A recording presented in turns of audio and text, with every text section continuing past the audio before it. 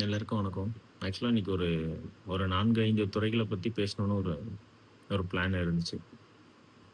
மருத்துவத்துறைய பத்தி, அப்புறம் கல்வித்துறைய பத்தி, காவல்துறைய பத்தி, நம்மளுடைய அரசியல பத்தி, ஒவ்வொரு இதுலயும் நெறைய குறைகள் இருக்கு குறைகள் இருக்கு. இப்படிலாம் இருந்தா நல்லா இருக்குமோ! அப்படின்றது எனக்குள்ள ஒரு ஒரு ஐடியாஸ்.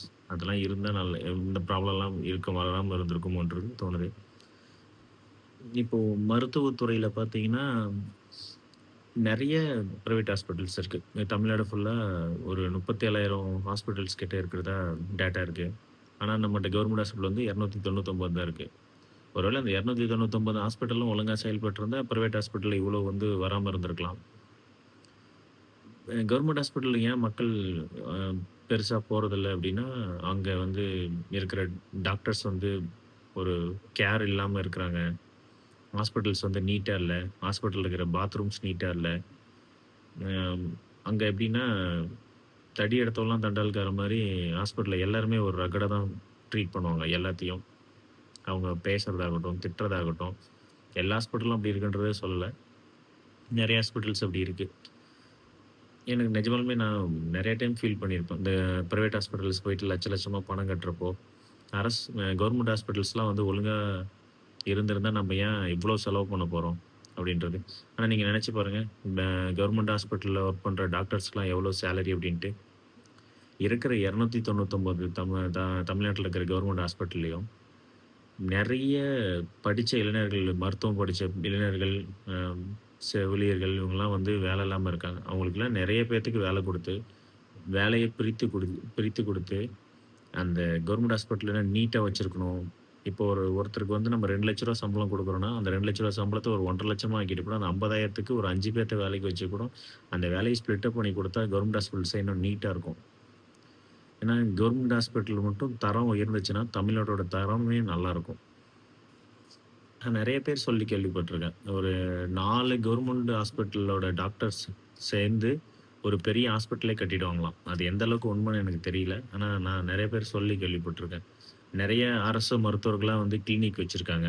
அ அரசு வேலை நேரங்கள்ல போக கிளினிக் வச்சிருக்காங்க.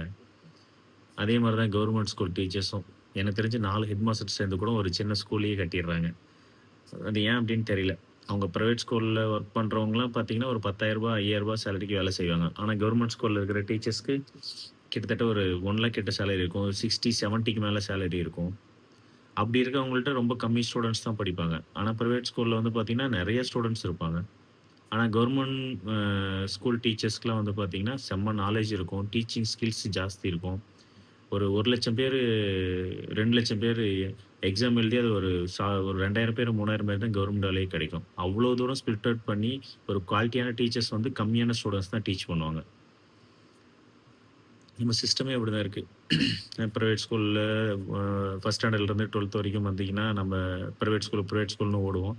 அதுக்கப்புறம் கவர்மெண்ட் வேலை வேணும்னு கவர்மெண்ட்ட நோக்கி வருவோம். இது ஏன் இப்படி இருக்குன்றது தெரியல. 2வது கவர்மெண்ட் ஸ்கூல்ல வந்து பார்த்தீங்கன்னா, தயவுசெய்து ஒரு ஹேர் கட் பண்றவங்கள வேலைக்கு வச்சுருங்க. ஃபோன் உள்ள போகாத மாரி ஏதோ ஒரு ட்ராக்கிங் டிவைஸ் வைங்க. ஃபர்ஸ்ட் ஸ்டாண்டர்ட்லருந்து 12த் வரையும். அ ஒரு பிரைவேட் ஸ்கூல் மாரி நீட்டா வரணும். ட்ரெஸ்ஸிங்னா இப்படி தான் இருக்கணும். இப்படி தான் ஹேர் கட் இருக்கணும். இப்படிலாம் ஒரு ரூல்ஸ் அண்ட் ரெகுலேஷன் கொண்டு வாங்க. எனக்கெல்லாம் அந்த மாரி யாரும் எந்த ஸ்கூல்லயும் இருக்கிறதா தெரியல. எங்கேயாவது வெளியில வந்து நம்ம பிரைவேட் ஸ்கூல் ஸ்டூடண்ட்ஸ் வந்து குடிச்சுட்டு சுத்துறாங்க, போதைக்கு அடிமையாகி சுத்துறாங்க அப்படின்லாம் கேள்விப்படுறதில்ல. ஆனா மேக்ஸிமம் நெறைய கவர்மெண்ட் ஸ்கூலோட ஸ்டூடண்ட்ஸ் வந்து அப்படி இருக்கிறதா பார்க்குறோம். நெறைய பஸ்ல தொங்கிட்டு போறதா பார்க்குறோம். அ படிக்கட்டில தொங்குறாங்க. நெறைய அங்கங்க சிறுமிகள்லாம் வந்து போதைக்கு அடிமையாகி வீடியோஸ்லாம் நெறைய வெளிய வருது. ஒரு பையன் வந்து ஸ்கூல் வாத்தியார அடிக்க வர்றது, சண்டை போடுறது, இதெல்லாம் வந்து நெறையா எல்லா இடத்துலயும் தான் நடக்குது. கவர்மெண்ட் ஸ்கூல்லயும் நடக்குது, பிரைவேட் ஸ்கூல்லயும் நடக்குது. ஆனா அதிகமா வந்து கவர்மெண்ட் ஸ்கூல்ல இருக்க பாருங்க.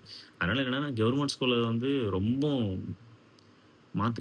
ஸ்ட்ரிக்ட்டா இருந்தா அது நல்லா தான் இருக்கும். நீங்க இப்படி தான் இருக்கணும். ஸ்கூலோட என்வைரன்மென்ட்ட நீட்டா வச்சுக்கோங்க. குவாலிட்டியா நெறைய நல்ல எக்ஸ்பீரியன்ஸான டீச்சர்ஸ் வந்து கவர்மெண்ட் ஸ்கூல்ல இருப்பாங்க. அவங்கள இருக்கிற இடத்துல வந்து நல்ல குழந்தைங்க வந்து நல்ல நாலேட்ஜோட அறிவுபூர்வமா வளரும். நெறைய கவர்மெண்ட் ஸ்கூலோட ஸ்டூடண்ட்ஸ் பார்த்தா, நம்ம இவ்வளோ பணம் கட்டி கூட அந்த கவர்மெண்ட் ஸ்கூல் அளவுக்கு ஒரு பிரைவேட் ஸ்கூலோட ஸ்டூடண்ட்ஸ் இருக்க மாட்டாங்க. ஆனா, மேக்ஸிமம் பேர் வந்து அப்படி இருக்கிறதில்ல. ஸோ இதெல்லாம் மாத்துனா ஈஸியா இருக்கும்.